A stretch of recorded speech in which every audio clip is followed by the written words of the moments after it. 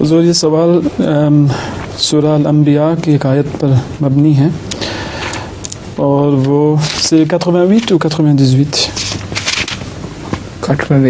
ah oui اور آیت یہ ہے حضور اعوذ باللہ من الشیطان الرجیم بسم اللہ الرحمن الرحیم وَظَنُّونِ إِذْ ذَهَبَ مُغَاضِبًا فَظَنَّ أَن لَّن نَّقْدِرَ عَلَيْهِ فَنَادَى فِي الظُّلُمَاتِ أَن لَّا إِلَٰهَ إِلَّا أَنتَ سُبْحَانَكَ إِنِّي كُنتُ مِنَ الظَّالِمِينَ.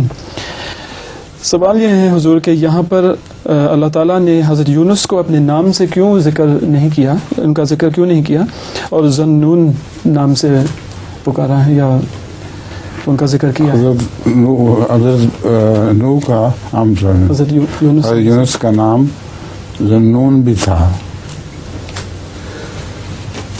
دو نام ہیں، ایک یونس ایک نون، ذنون. اچھا آپ کا لطیفہ بھی ہے کوئی؟ ایک ذنون اس لیے بھی کہتے ہیں کہ نون مچھلی کو کہتے ہیں، تو چونکہ حضرت یونس کو مچھلی نے نکلا تھا اس لیے مچھلی والا کے طور پر خدا تعالیٰ نے اس کو یاد کیا.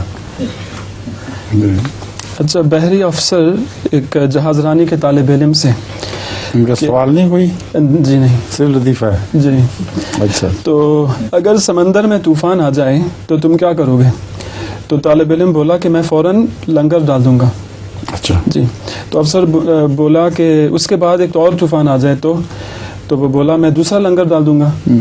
تو پھر بولا کہ اس کے بعد ایک اور طوفان آ جائے تو کہتا میں تیسرا لنگر ڈال دوں گا. تو افسر نے کہا کہ مگر تم اتنے لنگر کہاں سے لاؤ گے؟